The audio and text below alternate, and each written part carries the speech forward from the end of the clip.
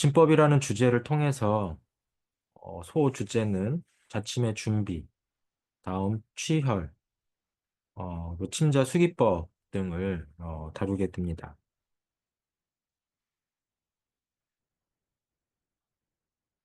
교과서의 내용과는 좀 다른 의미지만 옛 문헌에서 나와 있는 자침의 과정을 소개한 내용입니다.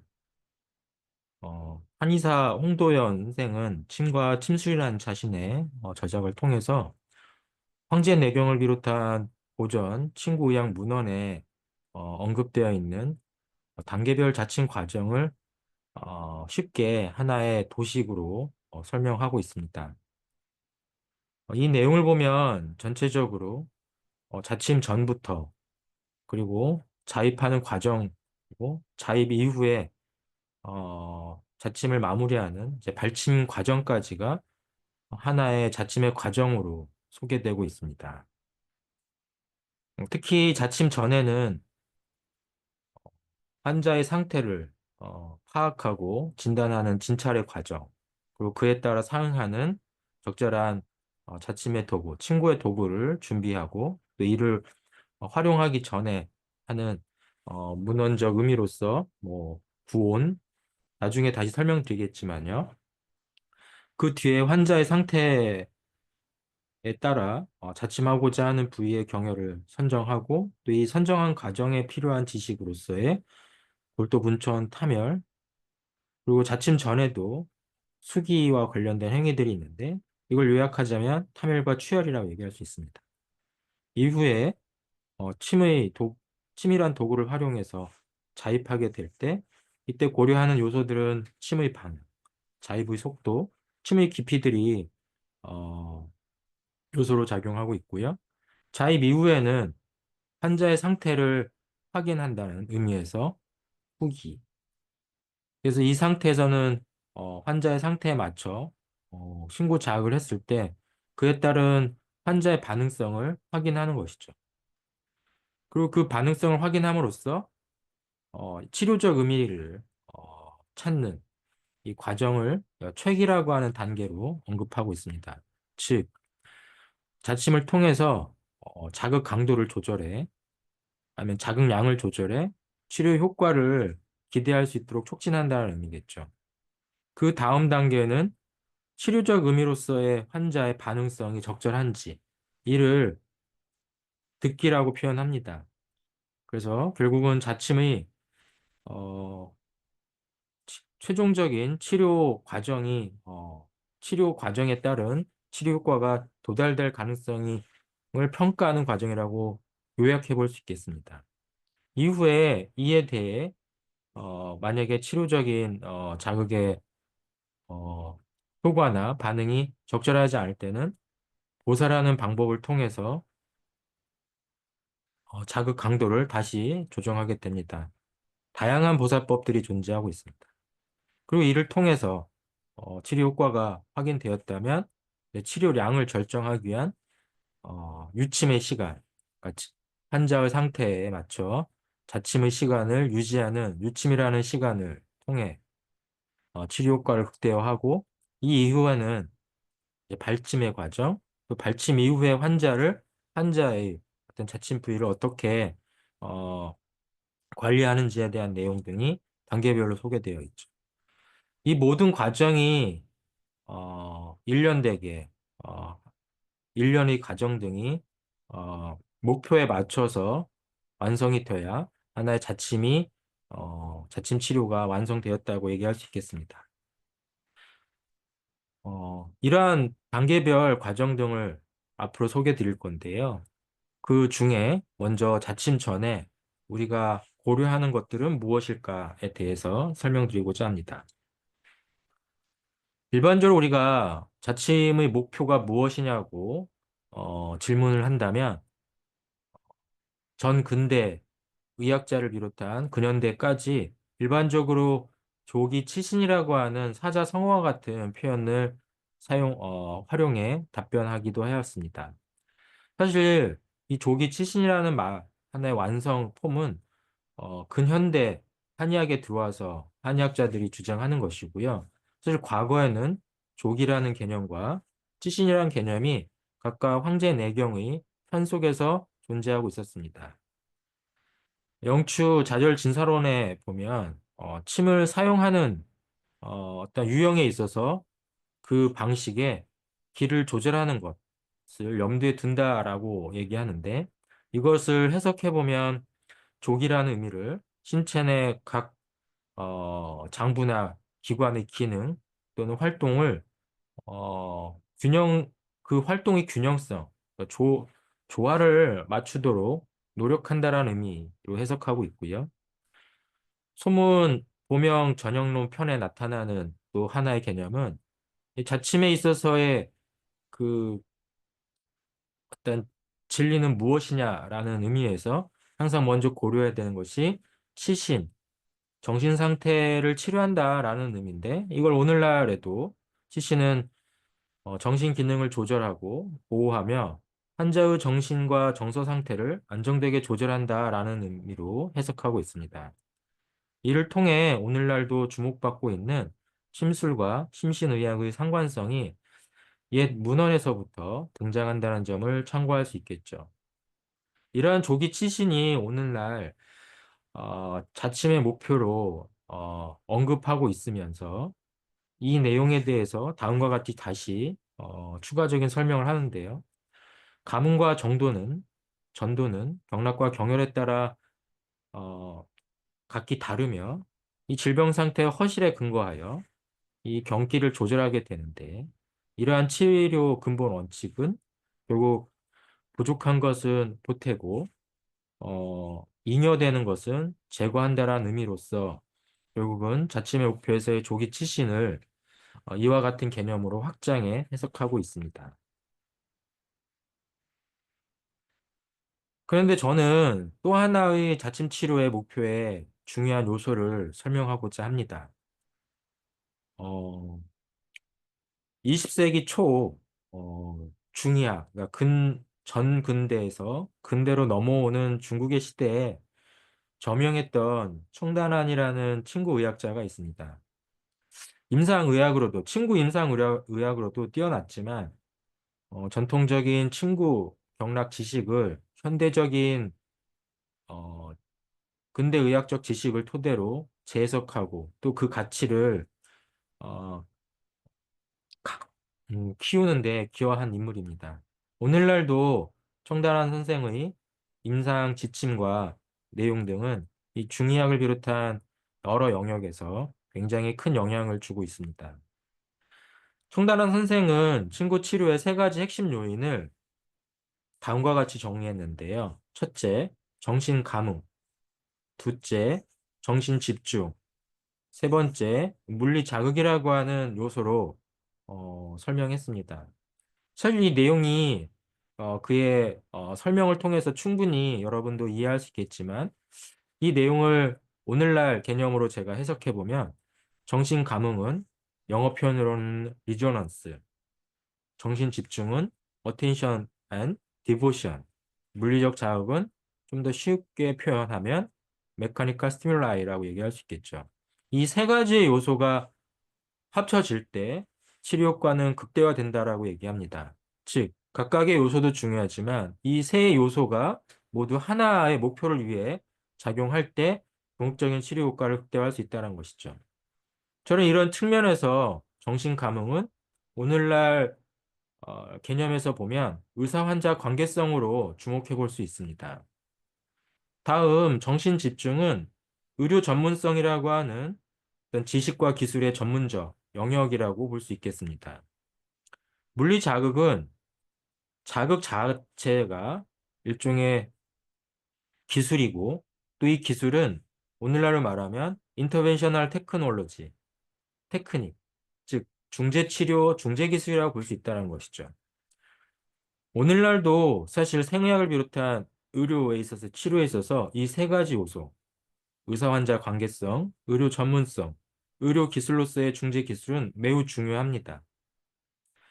바로 청단 선생은 전 근대와 근대 초기에 이러한 친구 치료의 핵심적 요소를 처음으로 인지하고 오늘날의 개념으로 어, 표현하고 있는 것이죠. 저는 이 세 가지 요소를 여러분이 꼭 명심함으로써 자침 치료의 추상성보다는 보다 더 실제적이고 실증적인 요소로서의 학습을 해 나갈 수 있다고 믿고 있습니다. 그렇다면 정신감흥이라고 하는 것이 어떠한 맥락으로 오늘날 우리가 이해해 볼 수 있을까요? 저는 사암침법을 사례로 들고 싶습니다. 임진왜란 후기, 그러니까 조선 중기 후기에 등장했던 일종의 불교 사찰을 통해서 등장했던 사암침법은 오늘날 한의학의 친구의학의 또 하나의 축을 형성할 만큼 널리 알려져 있습니다. 사실 이 사암침법은 현대 김원경 선생이라고 하는 분이 이 불교 속에서 숨겨져 있던 사암침을 재발굴함으로써 더욱 오늘날 한의계에 많이 알려지게 되었는데요. 김홍경 선생이 쓴 사암침법 친구 요결을 비롯한 여러 책에서 그는 핵심적인 요소로서 실정의 부침을 살핀다라고 하는 표현을 강조하고 있습니다. 김용경 선생 사진 뒤에 사실 저희 20대 초의 모습이 보이는데요. 사실 20대 초에 저도 처음으로 사암침을 접하면서 김용경 선생이 만들었던 일종의 어, 공부 모임에 참여해서 여름방학 동안 공부하고 또 그 과정에서 의료봉사도 다녔던 그 모습을 떠올리는데 이 사진은 그때의 현장입니다. 저는 인지 못했지만 제가 환자를 보고 학생 신분으로서 환자를 사암침법 원리에 따라서 진료하려고 노력하는 과정에 제 어, 뒤에 사실 이 사암침법의 4대 강령이라고 할 수 있는 요소들이 쓰여져 있었는데 그 첫 번째가 지금 말씀드리는 실정의 감정을 살핀다라고 하는 요소였던 거죠. 사실 그 이외에도 이심, 치심 이런 내용 등은 환자의 마음 상태를 알아챔으로써 또 살핌으로써 치료에 활용한다라는 핵심입니다. 바로 청달 선생이 말하는 정신 감흥이라고 하는 요소는 오늘날 친구의학의 다양한 요소 속에 등장하는데 이처럼 사암 침법에서도 환자의 감정 상태를 살핌으로써 치료적 핵심을 찾아간다라는 의미인 것이죠.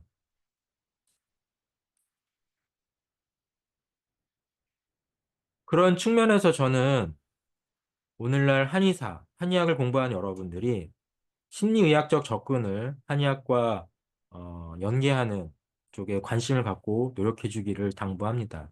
저 역시 중년 이후에 이러한 심리치료의학을 한의학과 결합하는 과정에 대해서 관심 갖고 공부하는 과정이었고요.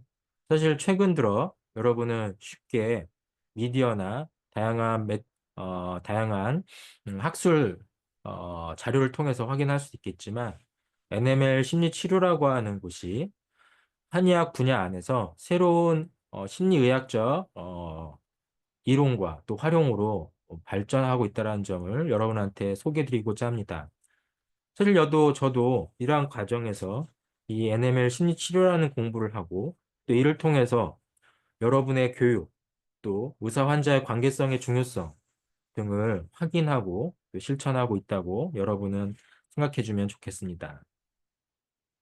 이처럼 청나라 선생이 제기했던 자침 치료의 세 가지 요인인 정신 감흥이라고 하는 의미가 단순히 어, 사자성어에 불과한 것이 아니라 자침 치료의 핵심적인 요소로 작용할 수 있다라는 가능성을 강조하기 위해서 이와 같이 소개해 드립니다.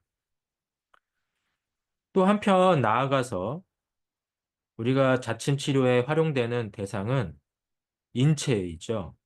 살아있는 사람입니다. 여기서 얻어지는 정보는 사실 무엇일까요? 의학적으로 보면 해부학, 생리학을 기반으로 하고 있는 인체의 구조, 기능들입니다. 이러한 점은 사실 고대 사회 한의학에서도 당연히 받아들였다고 생각을 하는 편인데 이러한 주장을 중국의 친구 의학자인 황룡산 교수는 강하게 어, 어, 주장하고 있습니다. 즉, 경혈학은 고대 표면 해부학의 지식이다, 정보이다라고 얘기하는 것이죠. 그래서 그는 실험친구 표면 해부학이라는 책을 저술함으로써 경락과 친구 이론 속에 담겨져 있는 해부학적 특성을 오늘날 언어로 다시 소개하고 있습니다. 저도 이에 공감하며 이를 토대로 하는 한의학 교육, 즉 표면 해부학을 비롯한 신부 해부학, 그로스 아나토미를 비롯한 미세 아나토미 등의 지식 등을 경혈 친구 의학을 비롯한 한의학적 지식과 서로 어, 융합하고 또 옛 지식을 오늘날의 그러한 지식으로 해석할 수 있는 노력을 해야 한다고 주장하고 있습니다. 이 때문에 저는 받침 치료 과정에 있어서 영상의학을 기반으로 하는 함열, 또 관찰, 또 치료 효과의 검증 등이 필요하다고 주장하고 있고 사실 이러한 노력 등이 여러분들이 앞으로 배우게 될 경혈학과 경혈학 실습에서 체험하게 되겠죠. 청단한 선생은 친구 의학에서 분야에서 경혈을 찾고자 했던 보편적 요구에 사실 고대 사회에서의 표면 해부학이 시작되었다고 주장하고 있고 또 이러한 경험적 실천과 성과들이 모여서 오늘날 우리가 알고 있는 황제내경이나 황제명단경으로의 지식으로 쓰여졌다고 얘기합니다. 물론 황제내경, 황제명단경 그 자체를 해부학적, 표면 해부학적 관점에서 해석하지 않는다면 그런 내용들이 어디 있을까라고 의구심을 가질 수 있겠죠. 바로 이러한 지점을 황용상 교수는 실험친구 표면 해부학을 통해서 규명하고 그러한 내용 등을 해당 책에서 이렇게 간략하게 다양하게 소개하고 있습니다. 이를 통해 우리는 고대 친구 의학자들이 수천 년 동안 이루어놓은 친구 임상 실천을 어떻게 볼 거냐라고 할 때 그 다양성을 오늘날의 표면 해부학 지식과 연결 지으려는 노력을 통해서 미처 파악하지 못했던 가치를 파악하고 또 오늘날 의료적 실용성을 만들어낼 수 있다고 주장합니다.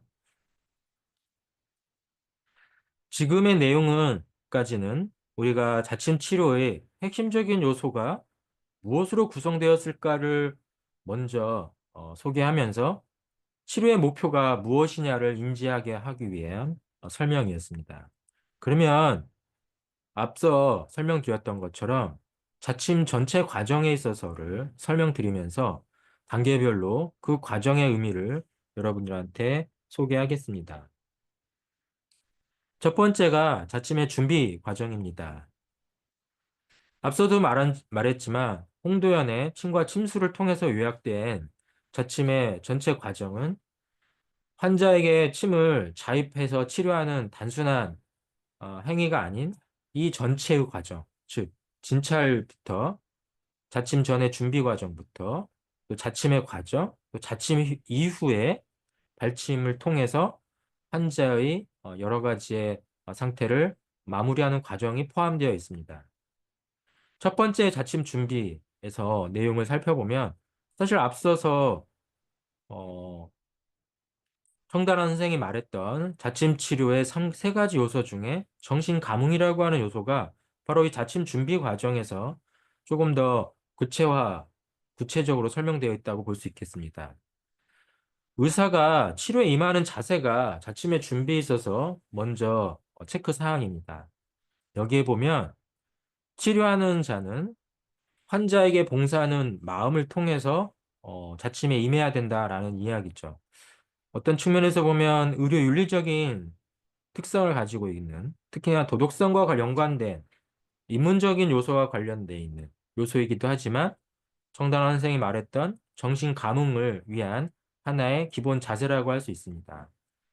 또한 이 과정에서 시술자는 바른 마음을 가지는 침착하되 우유부단하지 않은 마음이라고 얘기할 수 있는데 바로 이러한 마음 상태는 무엇일까요? 할 때 그를 통해서 결국은 정신을 집중할 수 있는, 즉 위기 상황을 경험할 때 어, 당황하지 않고 어, 당황하지 않는 마음이라고 얘기할 수 있겠습니다.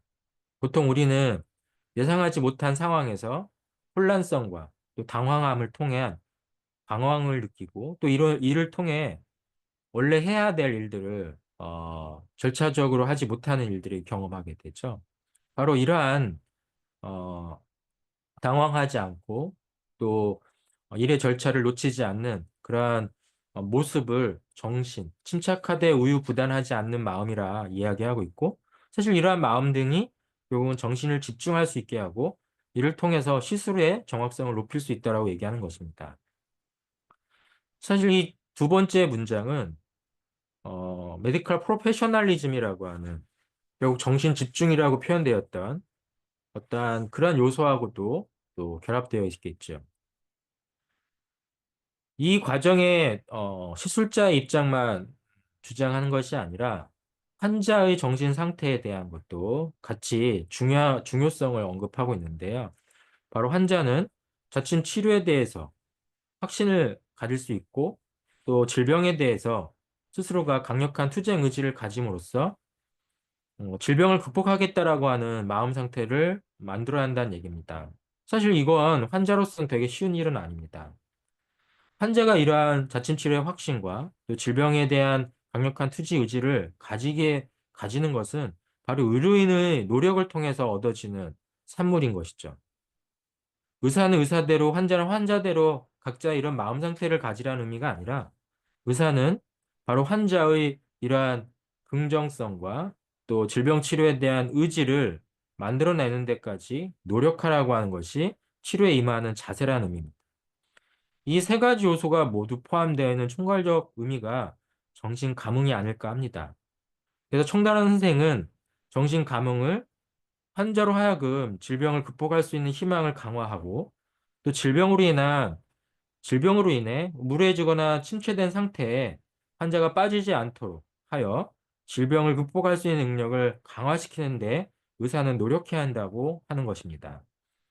정신 감흥은 의사의 마음, 환자의 마음이 각자 일해야 한다는 것이 아니라 의사가 환자의 마음을 어, 침체되지 않고 우울하지 않도록 또 질병을 극복하겠다고 하는 마음 상태로 유도하도록 노력하는 과정. 이러한 과정이 결국은 의사가 노력하는 의미라는 것이죠. 준비 과정뿐만 아니라 침시술 과정에서의 의사의 상태, 마음 상태에 대한 부분도 강조하고 있습니다. 자침전 준비 사항에서 언급되는 내용인 것이죠.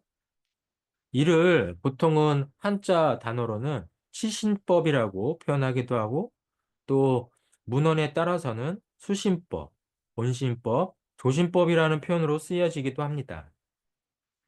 앞선 내용과 반복되기도 하는데요. 침시술 과정의 의사의 마음가짐은 의사는 자침 시술 전후에 모든 정신을 가다듬고 집중해 환자의 상태, 환자의 몸과 마음에 대한 상태를 관찰하고 이를 통해서 자침 치료 과정에서 자입한 침을 통해 느껴지는 느낌까지도 예민하게 알아채야 된다라고 얘기하고 있는 거고요.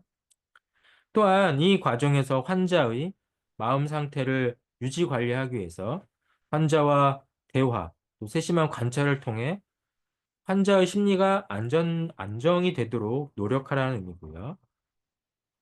이러한 과정 등은 자침 후 모든 전체 과정에서 의사가 노력해야 한다는 점을 자입 전과 자입 후에도 강조하고 있습니다.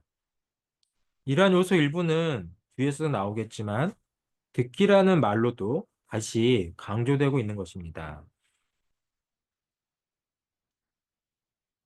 앞서 말한 것처럼 이러한 의사의 마음 상태, 또 환자의 마음 상태를 오늘날 개념에서는 정신, 분신이라는 말로 요약하기도 합니다. 정신은 정신을 집중하고 또한 어, 침착한 마음, 그 다음에 불안한 마음을 의사가 결국 하고자 하는 일에 대해서 우유부단하거나 또 어떤 결정 과정에 혼란을 느끼지 않도록 절차적으로 차분하게 친구 시술을 할 수 있는 상태의 마음 상태를 유지하라는 것이죠. 그래서 보통 옛 상황을 고려해서 마치 응급 상황에 놓여 있는 사람의 모습을 에서의 그런 사람의 의식 상태를 비유하고 있습니다. 이럴 때 어, 의사는 자신의 의식을 집중할 수 있도록 노력하라는 의미인 것이죠. 분신은 이와 달리 환자가 의식 상태를 안정시킬 수 있도록 하라는 의미인데, 이를 위해서는 환자의 주의력을 분산시켜야 한다는 게 핵심입니다. 보통 환자는 자침 치료 과정에 자신의 질병뿐만 아니라 치료 과정에 대해서 의식하기 때문에 매우 긴장을 하게 됩니다. 매우 많이 긴장을 하게 됩니다. 바로 이러한 긴장은 자침 치료에 의식을 집중하게 되고, 오히려 이러한 의식 집중은 다시 긴장을 부추기는 악순환의 고리를 야기하게 될 수 있는 것이죠. 이러한 긴장이 최고조에 이를 때 자침 치료 과정에 간혹 자침의 부작용이라고 할 수 있는 훈침 현상이 일어나게 되고, 이러한 훈침은 환자의 의식을 어, 환자가 의식을 잃게 하거나 또한 전체적으로 자침 치료의 효과를 악화시키는 과정으로 야기하게 됩니다. 이 때문에 환자가 훈침 또는 긴장 상태로 빠지지 않도록 하기 위해서 환자의 집중력 을 분산시키는 쪽으로 노력을 하게 되는데, 이를 위해서 보통 의사는 환자와 사소한 농담 아니면 다양한 이야기를 통한 의사소통을 통해 치료받는 그 과정에서 잠시 어, 의식 집중을 분산하도록 노력하게 합니다. 이 과정의 또 하나의 방법은 소통뿐만 아니라 환자가 자침 시술하는 과정에 환자 자신으로 하여금 호흡에 집중하도록 함으로써 오히려 자침의 과정보다는 환자 스스로의 마음 상태에 오히려 의식을 집중하도록 하는 것도 방안이 될 수 있습니다. 여러분들과 경혈압 실습 동안에 명상 활동을 하고 있는데요. 바로 이러한 노력 등을 환자로 하여금 자침 치료의 의식을 분산시키는 하나의 방법으로서도 여러분이 스스로 체험하기 위한 과정이라고 볼 수 있겠습니다. 그래서 다양한 환자의 주의력을 분산시키는 방법 등이 소개되어 있습니다. 그래서 환자가 인위적으로 뭐 기침을 하도록 하거나 또는 다른 주제로 대화를 함으로 인해서 환자가 자침 치료에 대해서 긴장도를 낮추고 또 그 긴장도 속에 나타나는 자침에 대한 주의력을 다른 쪽으로 이동시키는 것이죠. 이것이 바로 자침 치료에 있어서의 의사와 환자가 가져야 되는 의식 상태, 마음 상태라고 얘기할 수 있겠습니다. 다음으로는 이제 자침 치료의 도구로서의 의미를 설명하는 과정에 보통 황제내경에서부터 등장했던 부침에 대한 이야기를 소개해 볼까 합니다. 사실 경혈학 의 침의 역사와 관련된 이야기 속에서도 이미 구침에 대한 내용을 소개한 적이 있죠. 사실 구침은 도구로서의 의미도 있었지만 옛사람들한테는 부침을 활용한 술기 능력을 언급할 때도 부침이라는 개념을 언급하기도 합니다. 그 중에 대표적인 것이 부침지휘라고 하는 하나의 액티비티라고 할 수 있는 개념인데요. 훈련일 수도 있는데요. 이는 처음 후한 시대에 파타라는 인물을 통해서 언급되어진 하나의 하나의 훈련법이었습니다. 거기에 구침지휘라는 표현과 오금이라는 표현이 등장하는데요. 오금이는 사실은 도인 체조를 언급하는 하나의 훈련법이고요. 구침지휘는 자침 훈련법이라고 얘기할 수 있겠습니다. 이 내용을 보면 살아있는 상태의 동물 안에 예를 들자면 닭을 활용한 경우가 많은데요. 닭의 몸 안에 앞 종류의 침을 모두 삽입해서 삽입하는 과정에서 이 동물이 어떠한 극심한 통증이나 또는 생명을 잃는 상황이 일어나지 않도록 자입하는 훈련이었습니다. 이를 위해서는 뭐 여러분도 알다시피 치명성, 위험성 또는 통증을 유발하는 그러한 부위 등에 대한 정확한 지식이 있었어야 이러한 행위들이 가능했겠죠. 사실 이러한 구침지에 대한 것들은 굉장히 신비적이고 또한 자침 치료에 있어서의 굉장히 높은 수준의 의미를 부여하는 내용이라 생각되어서 다양한 어떠한 어, 소설 또는 한의학 이야기에서 가끔 언급되기도 했습니다. 대표적인 것이 1990년대에 한의학을 널리 알렸던 소설 동의보감이라는 소설책에서 이 구침지가 소개되었었고 또 이때 이런 내용 등이 드라마되면서 사람들한테 많은 관심을 끌게 되었죠. 근데 저는 이것이 주는 의미에 오해가 나타났다는 점을 강조하고 싶습니다. 즉, 구침지휘라는 의미는 분명 자침 치료의 능력을 향상시키기 위한 하나의 훈련법이자 어떤 액티비티였다고 얘기한다면 이 액티비티의 정점은 자침 9종류의 침을 모두 통증 없이 또 생명의 위협 없이 몸 안에 삽입하는 과정이지만 실제로 구침의 용도는 인체 내 동물을 비롯한 인체 내에 모두 찔러 넣는 그러한 도구는 아니었다라는 점이죠. 근데 그러한 도구의 의미보다는 부침 지휘의 하나의 술기 능력에만 집중한 나머지 구침이 마치 몸 안에 찔러 넣어야 되는 도구로만 기억되어서 침의 의미가 오히려 퇴색하는 현상이 나타나게 되었다라고 생각합니다. 사실 저는 구침이라고 하는 것은 앞선 수업 시간에서도 소개한 것처럼 쓰임이 다른 9가지 범주의 침을 지칭하는 것이지, 그리고 이러한 내용에 따라 각 도구의 형태, 그러한 형태에 따라서 사용법이 달라진 것이지, 구침지휘에서 말하는 것처럼 모두 몸 안에 삽입하는 도구는 아니었다라는 얘기인 거죠.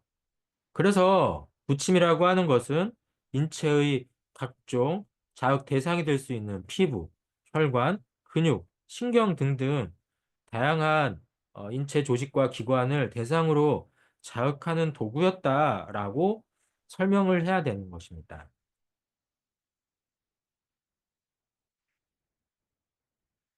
이러한 해석이 되지 못한 상태에서 부침지와 같은 행동 등은 무조건 침은 몸에 찔러 넣어서 자극한다는 방식으로 오해가 됐고 또 이 때문에 오늘날 부침은 그 원래 의미보다 활용 범위가 축소되거나 아니면 활용되지 않는 그러한 과정으로 나타났다라는 것이죠.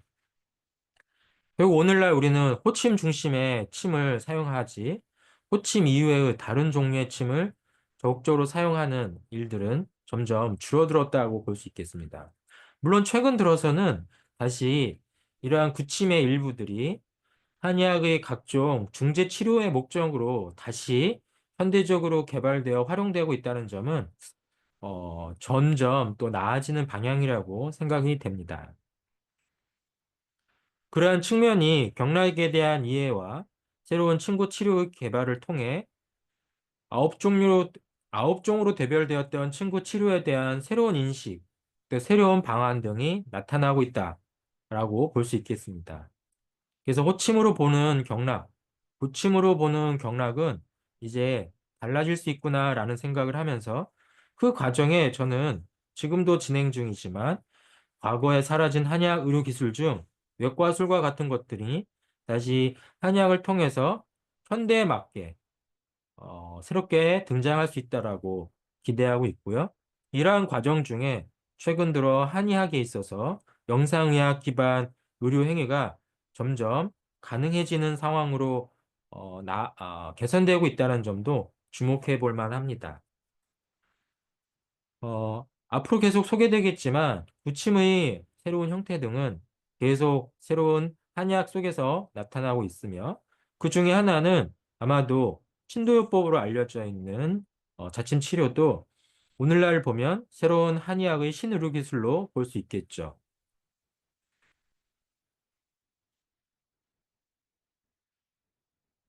다시 한번 강조하지만 침이라고 하는 것은 인체의 상태를 조절하기 위한 도구입니다.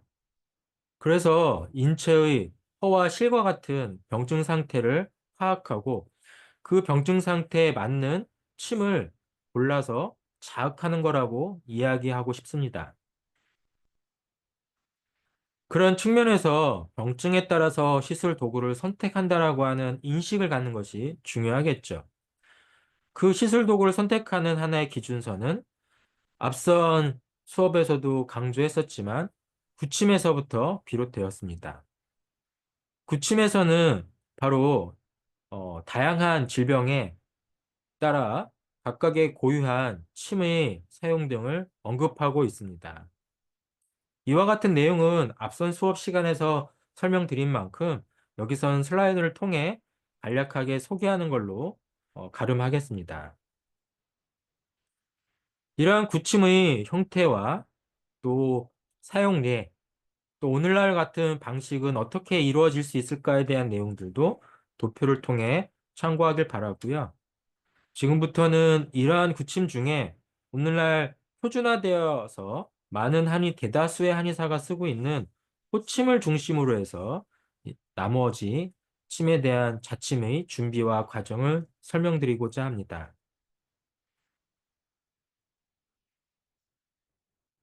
과거와 달리 오늘날 호침은 조금 다르게 표준화되어 있죠. 일단 오늘날 우리가 호침을 언급할 때 먼저 인식해야 되는 것은 규격입니다. 즉, 다양한 형태의 호침이 존재하는데 이 다양한 형태의 호침의 규격은 굵기와 침체의 길이로 설명되고 있습니다. 이때 굵기와 침체의 길이는 굵은 침은 마찰 면적이 크고, 즉 굵다는 것은 침의 어, 직경 상태에서 굵은 침은 결국은 침의 둘레가 주변 둘레가 큰 만큼 인체에 삽입되었을 때 그 원둘레의 면적만큼 자극이 되기 때문에 마찰 면적이 크고 만찰 면적이 크기 때문에 그에 따른 자극성과 반응성, 마찰력 등이 커서 가는 침에 비해 인체에 대한 어떠한 자극이 좀 더 강할 거다라고 설명하고 있는 것이죠.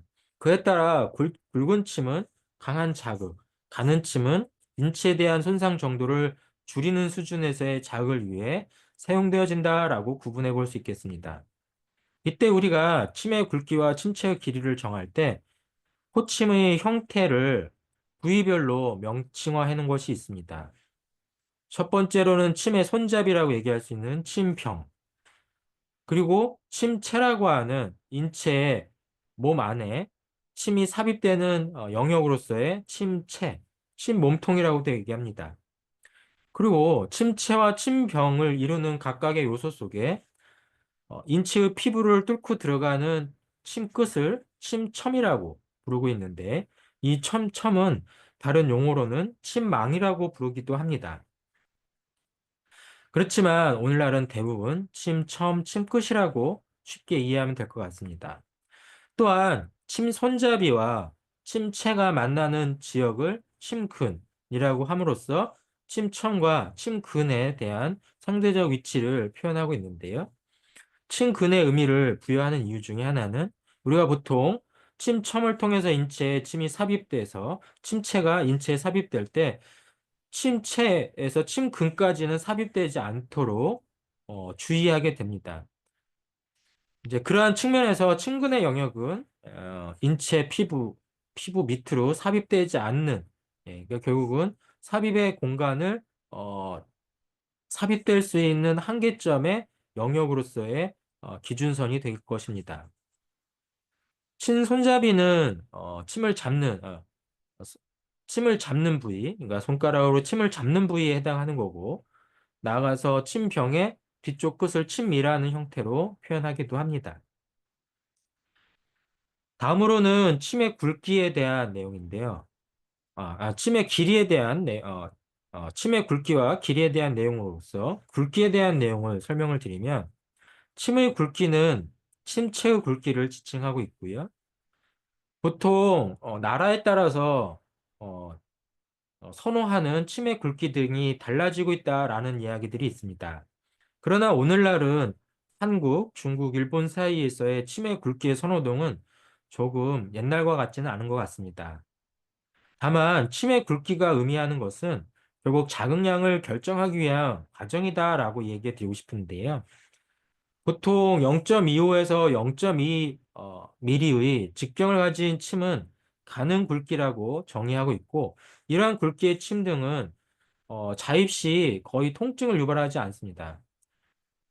전혀라는 말은 아니고요. 거의 통증을 유발하지 않는 편, 아니면 통증을 유발하더라도 그 자침통이 매우 미약하다 정도로 언급되고 있는데, 이러한 과정 등은 주로 환자의 상태에서 자침 통증을 어, 예, 민감한 사람들한테 보통 이런 가는침을 쓰거나 또는 상대적으로 만성질환보다는 급성질환 환자에 있어서 이러한 가는침을 써도 충분히 치료적 효과를 나타낼 수 있다라고 표현하고 있습니다. 그 다음에 굵은침 등이 있는데요. 사실은 한국에서는 황두침이라는 표현으로 쓰여지기도 하고요. 또는 침도요법에서 쓰는 침의 굵기도 대략 이 정도의 굵기를 나타내기도 합니다. 이 정도의 굵기의 침 등은 사실 오늘날 중국도 잘 쓰지 않는 편이지만 과거에는 상대적으로 한국보다 중국에서 이런 굵은 침을 쓴 사례가 많다고 해서 문헌에 따라 교과서에 따라서 중국을 중심으로 쓰여진 침이다라고 소개되기도 합니다. 이런 굵은 침은 인체 조직에 대한 손상이 크기 때문에 자침 과정 중에 환자로 하여금 통증을 쉽게 야기할 수 있고 또 자침 과정을 통해서 자침 부위에 침흔이라고 하는 상처를 야기하기도 쉽습니다. 과거에 어, 한국에서도 과거에 사용했던 침은 이렇게 굵은 침을 썼던 경험들이 많기 때문에 당시에는 이로 인해서 자침 부위의 상처 가 컸고 이 때문에 자침 직후에는 위생 관리에 더 각별히 주의하라고 하는 안내가 있었던 경우도 많습니다. 그래서 자침 치료의 안전 관리에서 보면 자침 직후에 어, 손을 씻거나 아니 목욕을 하거나 아니면 오염 물질에 자침 부위가 노출되지 않도록 관리하라고 하는 이야기들은 바로 이러한 자침 과정으로 인해서 야기됐던 자침 부위의 상흔을 언급하기 때문인 것이죠. 이러한 상흔 등이 가는 침에 비해 굵은 침에서 상대적으로 클 수밖에 없다는 것은 여러분도 당연히 납득되어질 것입니다. 이러한 침 이외에도 이제 중간 단계의 침 등이 존재하는데요. 어, 보통 이러한 침 등은 가는 침과 굵은 침 사이에서 선호되어지는 침인데 보통 우리나라에서는 0.3에서 0.25 정도의 침이 가장 많이 활용되는 걸로 알고 있습니다. 그런 측면에서 보면 0.3mm도 오늘날 기준을 보면 굵지만 보통은 중간 단계의 굵기로 언급하고 있고요.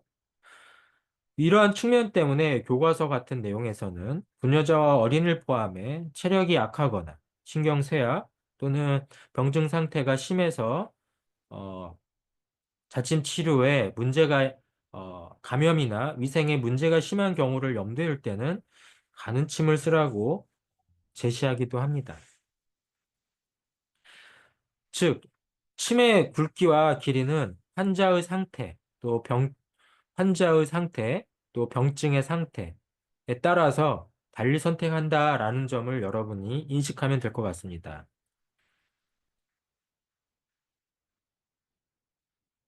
바로 이와 같은 내용 등이 자침 전에 고려할 내용이라면 방금까지 설명드린 내용은 의사와 환자의 의식 상태, 마음 상태에 대한 내용, 그리고 이를 위해서 어떠한 종류의 침을 또 자침 전에 고려해야 될까에 대한 내용, 그 와중에 사실 세부적으로 구온이라는 표현에 대한 과정을 설명드리지 않았는데요. 예를 들어서 구온이라고 하는 것은 오늘날 침은 금속 물질로 이루어져 있죠. 옛날도 마찬가지지만 이러한 침 등은 실온 상태에선 가끔 체온 36.5도와 다른 침의 어, 침 상태 온도를 나타나겠죠. 이때 침이 너무 차갑거나 차가운 상태라면 이러한 차가운 물질로 이루어진 금속이 인체에 삽입될 때 그만큼 인체에 주는 스트레스가 적지 않다라고 옛사람들은 생각했습니다. 이 때문에 침이 가지고 있는 냉각 상태를 체온 상태랑 맞추기 위한 노력으로 침을 따뜻하게 만드는, 침체를 따뜻하게 만드는 과정을 구온이라고 표현했다고 합니다. 옛날은 위생 관점에서 보면 오늘날과 같지 않았기 때문에 보통 의사의 또는 환자의 입 안에 침을 머금고 자연스럽게 침이 따뜻해지기를 기다렸다고 합니다. 그래서 그러한 과정의 표현으로서 보온이라는 말을 썼는데요. 오늘날은 이와 같은 행위를 통해서 침의 온도를 놀릴 수는 없기 때문에 이러한 과정 등을 오늘날 침구 치료 행위에 반영한다면 아마도 온장고나 아니면 적절한 어, 침체의 온도를 높일 수 있는 조건을 만들어 침체의 온도 관리가 필요하지 않을까 싶고요. 사실 이러한 행위 등은 오늘날 새로운 침법으로도 등장하는데 나중에도 설명드리겠지만 파침, 온침과 같은 과정 등은 침을 달구거나 침을 따뜻하게 해서 인체 자침 치료에 활용한다는 의미도 있습니다. 이듯 사라져 있는 구온이라고 하는 표현 등을 여러분들이 잠깐 어, 여러분들에게 잠깐 소개함으로써 여러분들이 앞으로 자침 전에 준비해야 되는 하나의 행위로서 고려해 보면 좋겠습니다. 다음으로는 파멸과 취혈의 과정인데요. 이 다멸과 치열의 과정을 요약해 보자면 환자 몸에 정확한 경혈을 선정하고 그 경혈을 찾기 위한 방법의 지식으로 골도분촌이라고 하는 행위를 하게 되고 이를 통해서 정확한 위치의 경혈을 찾게 된다면 그 부위에 자침하기 전에 적절한 자극을 통해 자입의 자침 자극에 필요한 상태를 만든다라는 의미들이 파멸과 취혈의 요소에 포함되어 있습니다. 파멸과 취혈이라고 하는 포함을 이제 취혈이라는 이제 소 주제로 해서 포괄적으로 설명드려 볼까 하는데요. 취혈의 과정은 크게 체표 표지, 골도분촌, 지촌법, 등으로 나눠져 있고 또 이 이외에도 경혈의 반응에 따라 경혈의 위치를 정하는 방법으로 압통을 확인하는 방법 등이 있습니다. 물론 이런 압통을 확인하는 방법들을 활용하는 것이 어, 특정 혈에서 이미 소개드린 것처럼 배수혈과 복모혈이 나타나는 자극에 대한 반응성을 고려한다는 의미가 되겠죠. 그러면 체표 표지로는 무엇이 존재하냐면 고정 표지와 활동 표지라고 하는 개념이 존재합니다.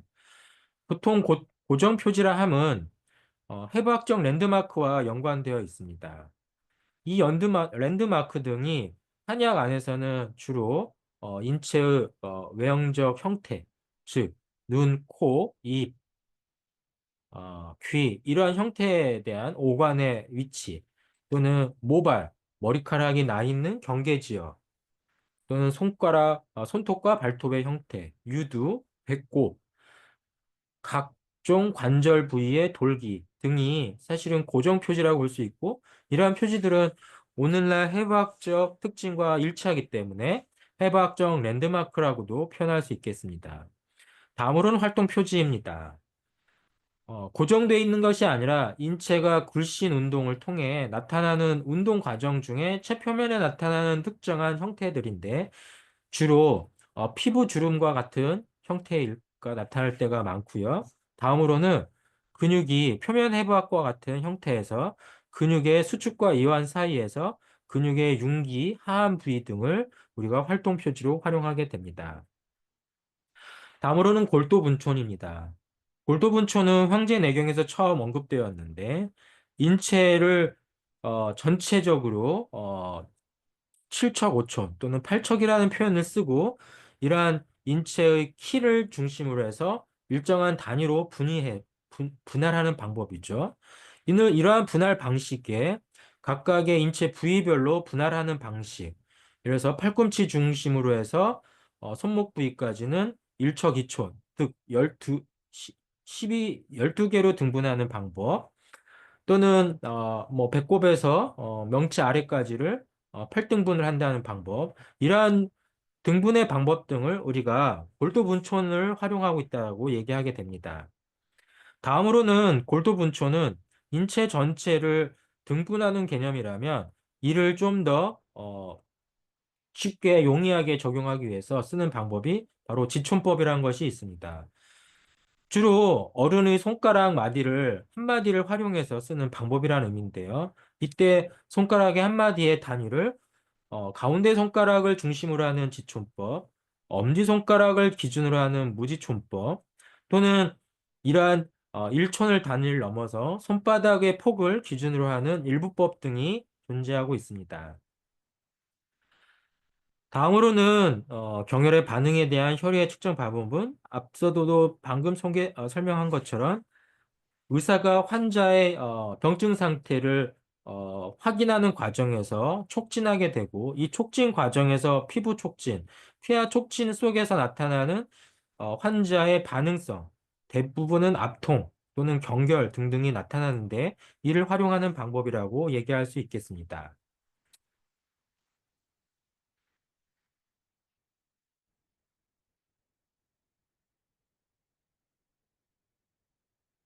이 과정에서 여러분한테 다시 우리가 자극 대상을 어떻게 결정하는가에 대한 이야기를 드리고자 합니다.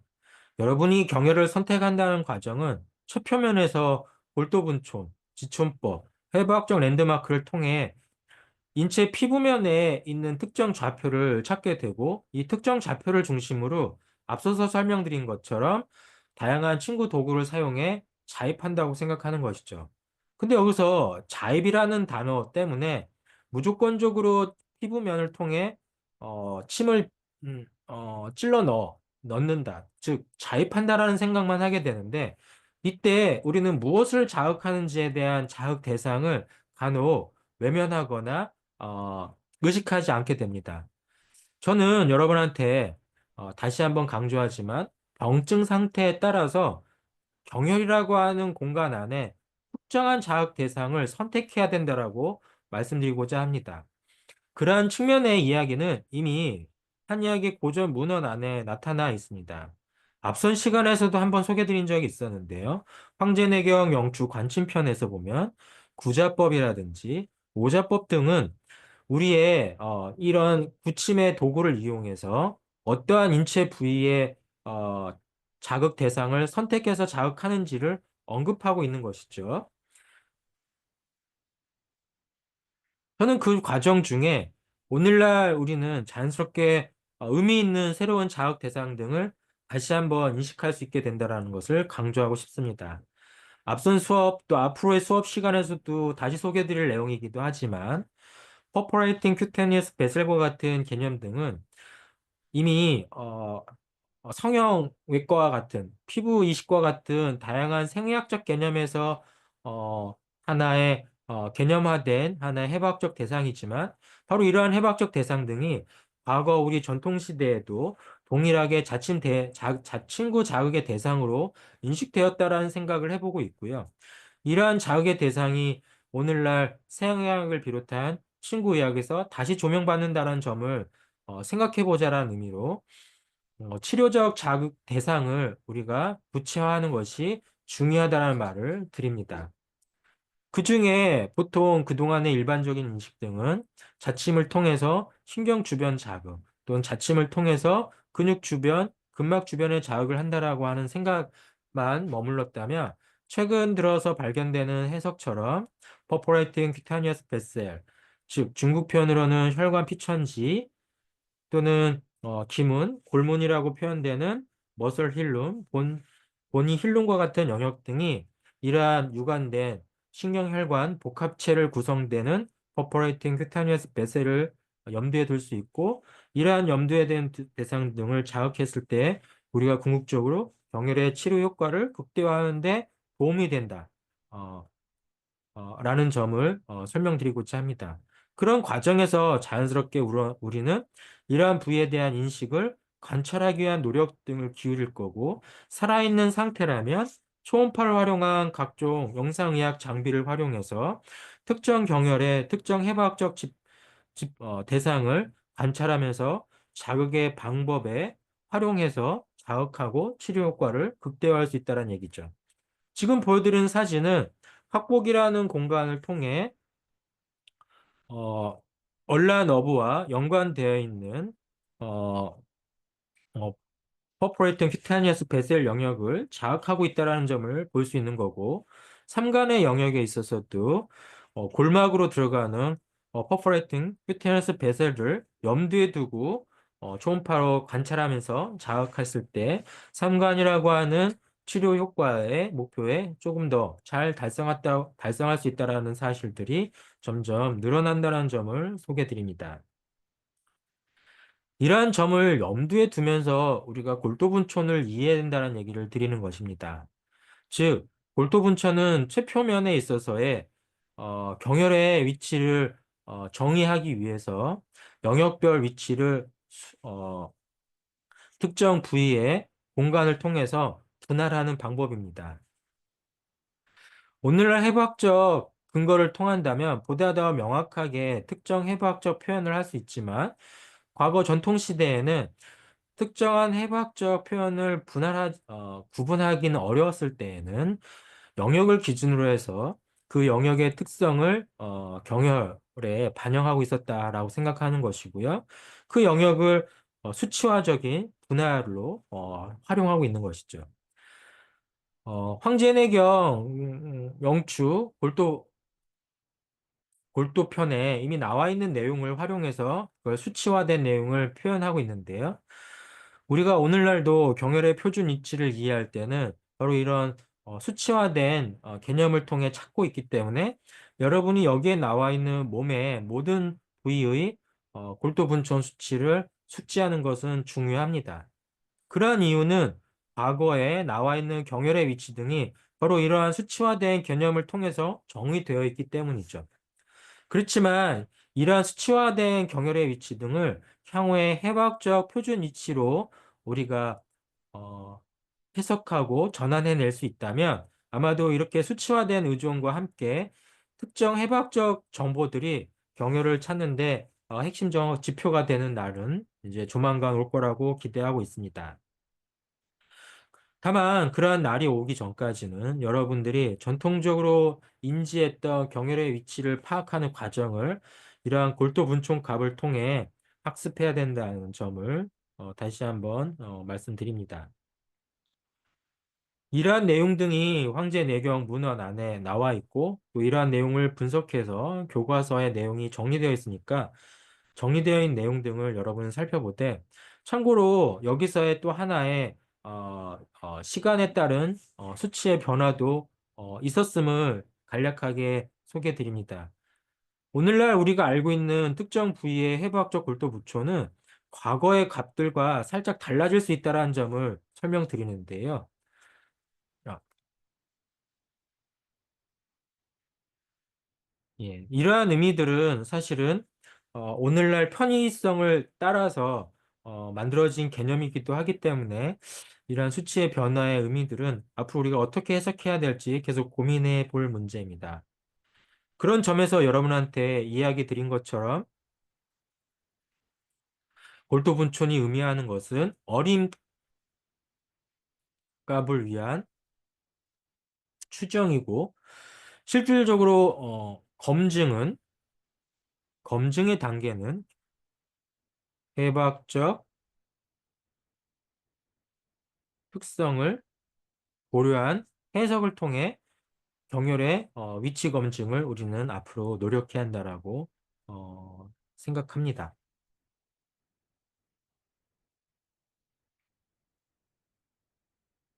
골도분촌의 이해를 위해서는 해부학적 랜드마크를 이해하는 게 중요한 만큼 여러분이 예과 때 이미 배웠던 해부학을 계속해서 잊지 않고 그러한 해부학적 표지와 내용 등을 인지하는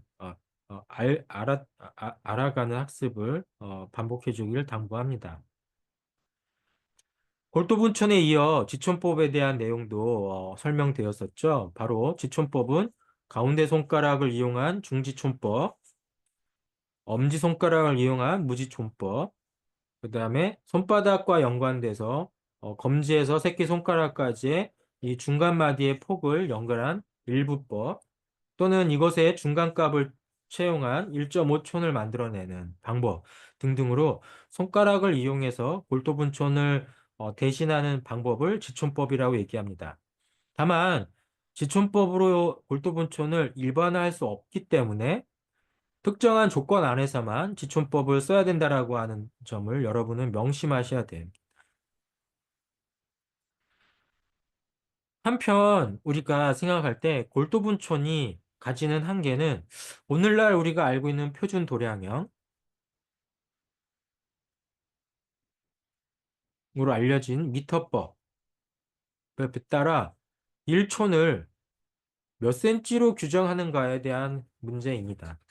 사실 여러분이 생각할 때는 과거부터 오늘날 이 골토분촌의 개념이 어, 변했기도 하고 또 상대값을 반영한다라고 하는 말을 들을 때면 일촌이라는 단어는 상대값이지 특정 값은 으로 환원시킬 수는 없기 때문에 미터법에 1대1로 대응시키기 어렵다고 생각할 것입니다. 물론 이렇게 단순하게 1대1로 1촌을 특정 센치로 규정하기는 어렵습니다. 다만 통계적 값을 통해서 1촌에 해당하는 값을 오늘날의 어떠한 미터법에 적용해야 되는지를 참고해 볼 수는 있습니다. 이를 위해 저희가 과거에 많은 학생을 중심으로 연구해 본 결과 1촌에 해당하는 이 골도분촌에 1촌에 해당하는 미터법을 환산해 보니 가장 많은 파퓰레이션이 2.2에서 2.4cm 구간 안에 존재한다. 즉, 평균적으로 23mm가 1촌으로 골도분촌으로 적용시킬 수 있다라는 값을 찾게 됐고, 이러한 값을 정규 분포는 아니지만 분포를 시키면 결국은 이 값 안에 존재한다는 것이죠. 이 값이라고 하는 것은 2cm부터 3cm 사이 공간 안에 있다는 것이죠. 물론 어떤 경우에는 1촌을 3.03cm 또는 3.33cm라고 표현하는 것을 우리가 문헌에 따라 본 적이 있을 것이고요. 또 어떤 사람들은 자신의 몸에 맞춰서 2cm 내외를 1촌이라고 인식할 수도 있는 것이죠. 저는 여러분한테 추정을 위한 인체 적용값을 23mm, 즉 2.3cm를 적용해서 1촌을 인식하는 것도 여러분이 향후 한의학을 학습하는데 특히 친구의학을 기반으로 하는 경혈학과 이와 관련된 자침법을 학습하는 데 도움이 될 거라고 기대하고 있습니다. 이러한 연구들은 사실은 저희뿐만 아닌 국내 다양한 연구자들을 통해서 검증되었고, 이를 통해서 대략적으로 1촌이라고 하는 값을 2cm 중심에서 환원해도 우리가 인체에 적용하는데 무리가 없을 거라고 생각하게 됐는데요. 그럼 이러한 과정 등이 어떻게 가능할지에 대해서 역사적으로 다시 추론해 보겠습니다.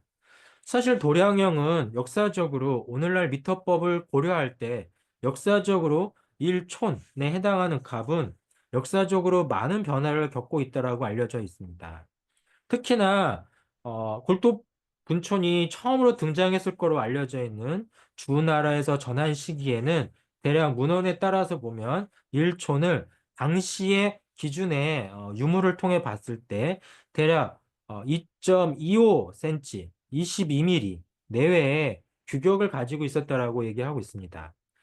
후한 시기, 즉 황제 내경이 쓰여졌을 저작 시기에도 대략 이 범위의 근사값으로 가지고 있었음을 알 수 있습니다.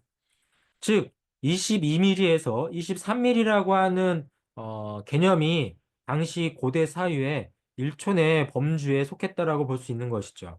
다만 이것이 시대에 따라서 중국 역사를 따라서 시대적으로 점점점 달라지고 있고 오늘날에 이르러서는 한국과 중국 사이에서도 일촌의 개념을 한국은 3.03cm, 즉 30mm, 30mm, 중국은 약 33mm의 차이를 가지고 해석하고 있습니다. 이러한 차이 때문에 방금 말한 것처럼 일촌을 특정한 값으로 1대1로 소급해 환원시킬 수는 없다라고 얘기하겠지만 그럼에도 불구하고 우리가 그동안의 인간대상 연구를 통해 이루어진 다양한 연구에서 보면 일촌이라고 하는 값을 23mm에서 20mm 내외로 소급해도 적용 가능하다라고 하는 경험적 결과치를 이해한다면 바로 이 값은 어디로 바뀌냐면 여러분이 방금 눈치챘겠지만 후한 시기를 비롯한 고대 중약 중국과 한국 사회로 소급시킬 수 있다는 얘기를 드리는 것이죠. 즉, 황제 내경 시대에 어,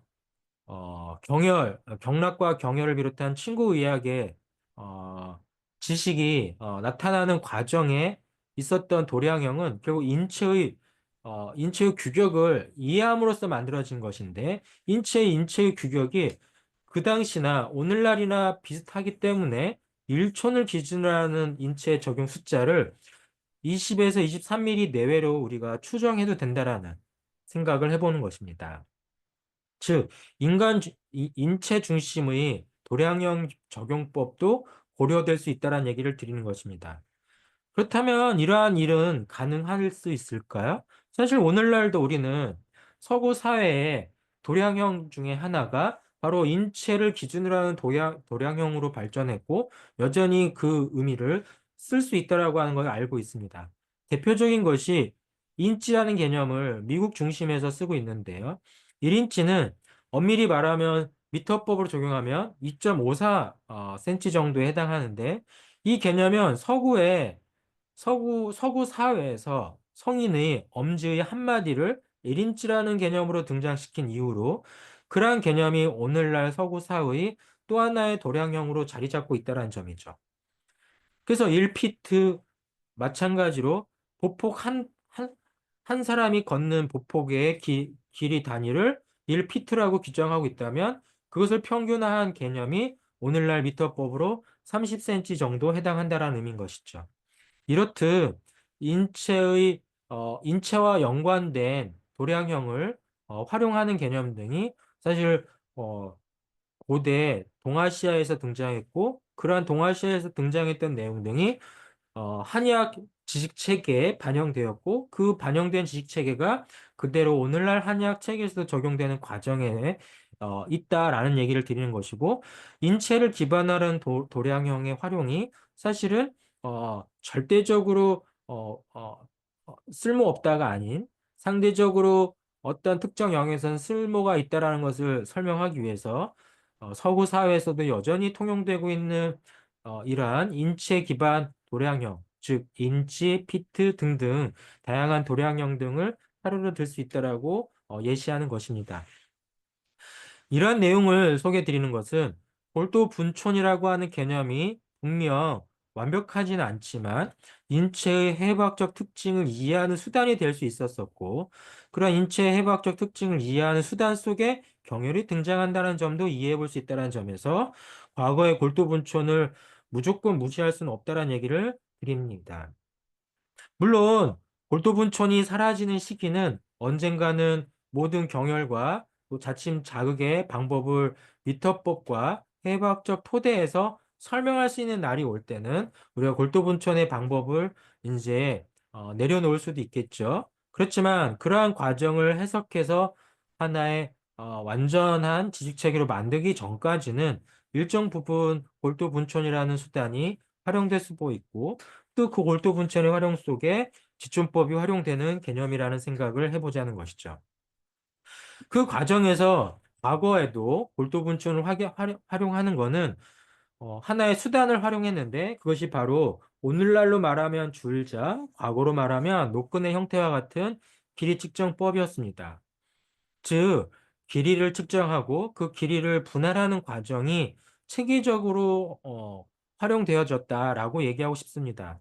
그래서 오늘날 우리 경영학 실습에서도 여러분이 학습하는 과정에 줄자라는 도구를 활용하게 되는데 이는 인체의 해부학적 구조를 파악하고 또 그 파악 속에 인체의 영역을 분할하는 방법을 합리적으로 또 체계적으로 학습하기 위해서 줄자를 쓴다. 옛날 사람처럼 줄자를 쓴다는 개념이고 이를 통해서 학습되어진 지식 체계가 여러분이 이제 나중에 몰도분촌으로 또는 지촌법으로 인체 해부학적 지식을 반영하는 지식 체계로 이어질 것입니다.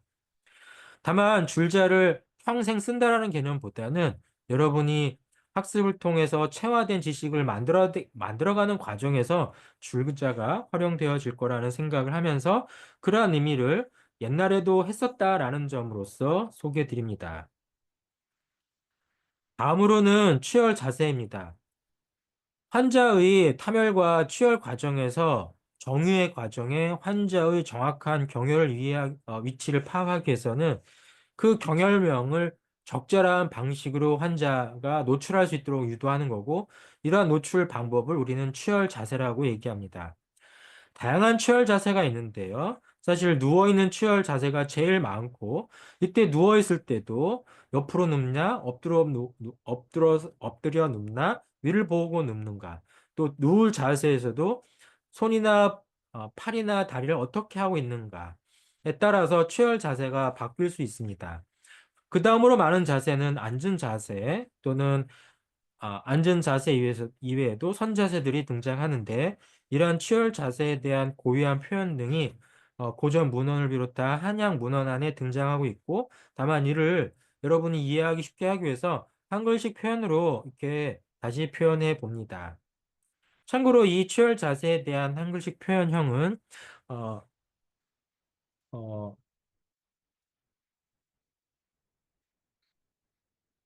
실험친구 표면 해부학이라는 책을 통해서 소개되어 있으니 여러분이 관심 있는 경우에 찾아서 다시 한번 확인해 보길 바라겠습니다. 취열 자세의 기본적인 원칙을 교과서적인 측면으로 요약을 해보면 환자가 누워있을 때 편안하고 또 자침할 혈을 찾는 데 도움을 줄 수 있도록 하는 것이다 라고 얘기하면서 가장 큰 원칙은 환자의 편안 환자의 안정을 위한 적절한 자세 유지가 필요하다라는 것이 원칙입니다. 환자가 적합한 자세를 유지하지 않게 될 때 환자의 몸 상태의 불편함은 긴장 상태로 이어지고 불필요한 긴장 상태는 피로나 또는 어, 훈침으로 야기될 수 있다고 얘기했습니다. 사실 훈침과 같은 현상은 앞서서 말한 것처럼 환자의 의 상태, 마음 상태에서도 야기될 수 있다고 했지만 이러한 상황은 적절하지 않은 몸 자세에서도 야기될 수 있음을 우리가 고려해야 됩니다. 환자가 취열 자세를 갑자기 바뀌게 되면 삽입되어 있는 침이 휘거나 끊어지는 의료사고가 발생하기도 합니다. 보통 자침의 시간은 짧게는 10분, 길게는 1시간까지도 이어질 수 있습니다. 즉, 이 과정 속에 환자는 한 자세를 유지하기 어려워서 불수의적이거나 수의적인 움직임이 일어나게 되고 이러한 움직임은 이 환자가 적합하지 않은 자세, 불편한 자세에서 더 쉽게 야기되는데 이러한 움직임이 과한 경우에 삽입되는 침이 이러한 움직임에 의한 물리적 영향에 의해서 물리적 손상을 받게 될 수 있다는 것이죠. 그런 것을 주의하기 위해서 취열 자세를 유지하는 것이 중요합니다. 그래서 여러분이 환자가 어느 정도의 자침 시간을 갖게 될지를 예상한다면 그 예상 시간을 고려해서 환자 입장에서 생각해서 취열 자세를 유지시켜 주는 것이 중요합니다. 보통 취열할 때 이마, 얼굴, 가슴, 복부, 하지 앞쪽에 있을 때는 위쪽을 보고 눕는 자세. 당연한 표현입니다. 또한 혈위가 목 뒷덜미, 그 다음에 뒤통수, 허리, 다리의 뒷면일 때는 엎드린 자세가 적합하다. 즉, 자침하려고 하는 노출 부위를 의사의 관점에서 가장 쉽게 확인할 수 있는 공간으로 만들어내도록 하는 과정입니다.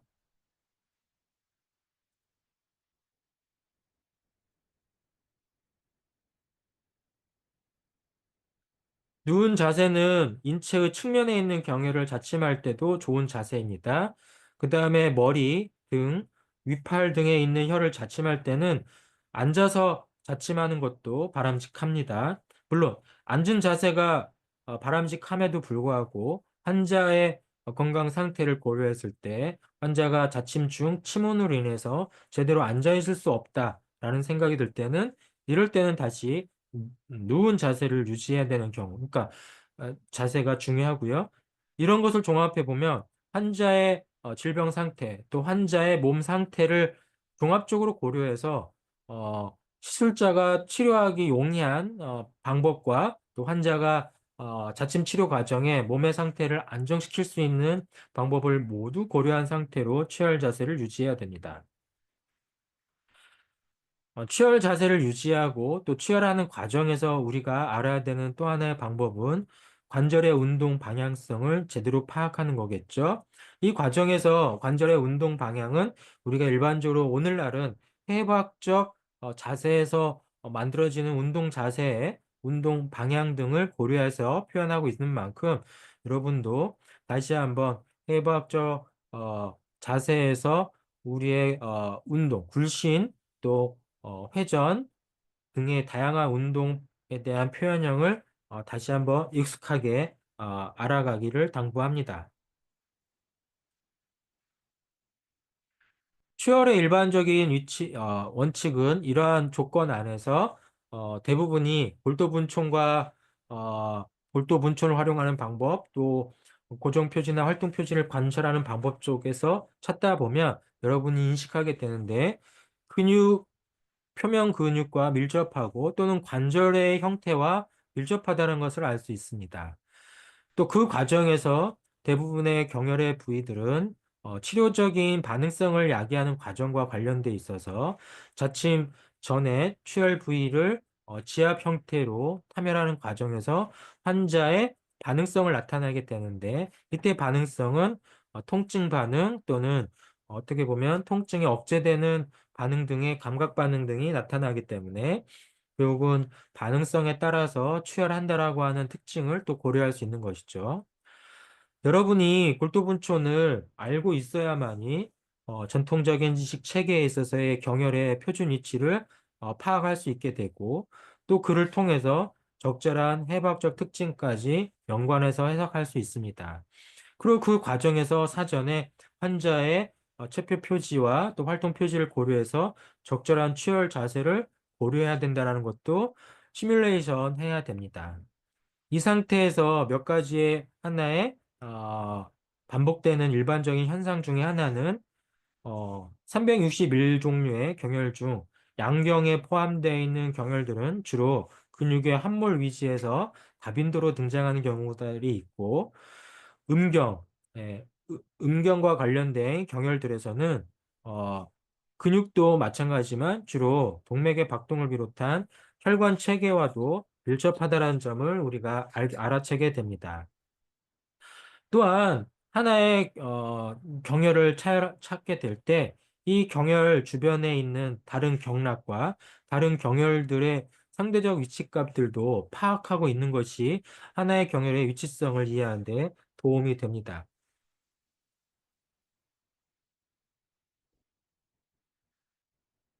취혈의 일반적인 원칙을 하고 나면 자침 전에 정확하게 경혈을 위치를 정의해야 되겠죠. 정확한 경혈의 위치를 정하는 과정의 단계를 최열이라고 얘기합니다. 즉, 골도분총과 지촌법 다양한 어, 표지법을 통해서 경혈의 위치를 알고 있다면 그 경혈의 위치값을 자침 직전에 자입하기 직전에 정의하기 위해서 찾는 과정을 최열이라고 합니다. 이 최열의 방법을 보통은 여러 표현으로 쓰는데 수채라는 말, 그러니까 손가락을 이용해서 경혈을 찾는다라는 말을 쓰기 때문에 이때 수치의 의미는 우리말로 표현하면 시술자의 손가락을 이용해 최표면의 경혈 부위를 만지거나 누르거나 문질러서 정확하게 자입이나 자극할 부위를 찾고 그 과정에서 해당 부위의 다양한 해부학적 특징을 파악한다라고 얘기할 수 있습니다. 또한 그 과정에서 환자의 반응성을 확인한다라고 얘기할 수 있습니다. 즉, 경혈의 위치를 우리가 교과서적으로 파악하고 있다면 그 파악한 위치를 여러분이 실질적으로 어, 찾는 과정을 이야기하는 것이죠. 이러한 최열의 방법, 수치라는 방법 등을 중의학적 표현을 통해서 크게 6가지 용어로 정의하고 있습니다. 지혈법, 안압법, 분발법, 선전법, 곤요법, 승강법으로 알려져 있는데 이 모든 방법들은 어, 위에서 말한 수치의 정의와 관련된 행위를 각각의 행위 방식에 따라서 구분하고 있는 건데요. 지혈법은 손톱을 이용해서 경혈을 찾는 방법. 그러니까 시술자의 손톱을 이용해서 피부를 눌러보고 또 문질러보고 자극하는 방법이라고 얘기할 수 있고, 안압법, 손톱이 아닌 시술자의 손가락 끝을 이용해서 지압과 같은 물리적 자극을 통해서 경혈을 확인하는 방법. 그 다음에 분발법은 손가락을 이용해서, 그러니까 손가락 전체를 이용해서 전후 좌우로 피부면을 문지르고 밀어냄으로 인해서 어, 표면 해부학적 특징을 구분하는 것입니다. 그러니까 힘줄을 구분하거나 혈관을 구분하거나 근육과 근육 사이를 구분하거나 또는 그 사이에 경결과 같은 어떠한 이러한 스파즘 부위를 찾아내거나 그러한 것들을 손가락으로 한다라는 의미로서 볼 수 있는 거고요. 그 다음에 선전법은 소이나 발의 굴신 운동을 통해서 불신 운동을 유발하는 과정을 통해서 결국은 체표면의 피부 해부학적 특징의 변화성을 관찰하는데 그 과정에서 융기 하함과 같은 형태를 나타나게 한다는 거죠. 그리고 선전법은 근육의 수축, 이완을 통한 굴신 운동이라고 볼 수 있겠습니다. 곤요법은 관절 부위를 중심으로 있는 경혈 등을 찾아갈 때 이 관절의 이완 또 불신을 통해서 관절 부위에 이러한 공간을 찾는 방법을 곤욕법이라고 얘기합니다. 그 다음에 승강법 역시 유사한 방법으로 관절의 굴신 운동을 유발해서 요 찾는 방법인데 곤욕법과 승강법은 모두 관절 부위를 운동시킴으로써 능동적으로나 수동적으로 운동시킴으로써 적절한 경혈 부위를 확인하는 과정이라고 볼 수 있겠습니다.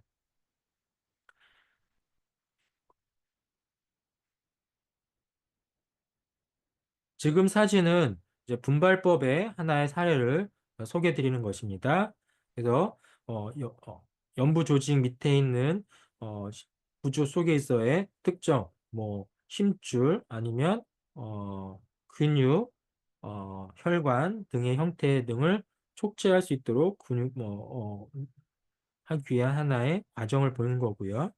그 다음에 선전법은 지금과 같이 손목 관절면을 지금 예시로 들어서 불신 운동을 하는 과정, 회전 운동을 하는 과정에서 관절의 함몰과 융기를 찾아서 결국은 경혈을 특정하는 방법이고요.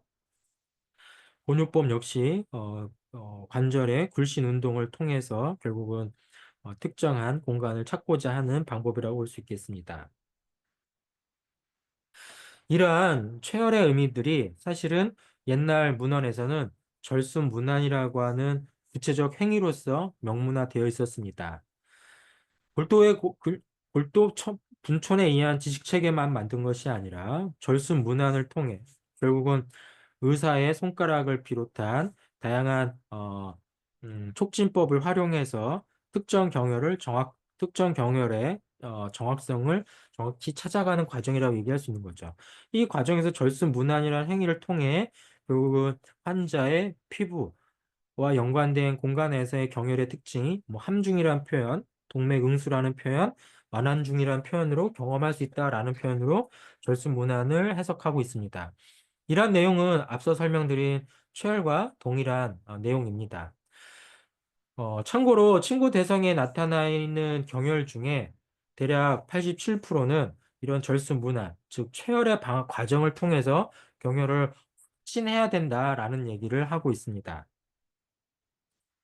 동의보감 안에서도 동맥응수, 절수문안과 같은 최혈의 방법 또는 함중, 완환중과 같은 최혈의 과정을 통해서 느껴지는 시술자의 느낌이 하나의 특정 경혈의 찾는 과정에 굉장히 중요한 하나의 표준 표현이라는 걸 알 수 있는 것이죠. 대표적으로 합곡을 예시로 들면 합곡은 표준 위치가 엄지뼈와 검지뼈 사이에 영역으로 알려져 있지만 우리가 이야기할 때는 이 부위를 촉지해서 완환중하며 동맥의 박동이 느껴질 수 있어야 된다라는 말을 쓰는 것이죠.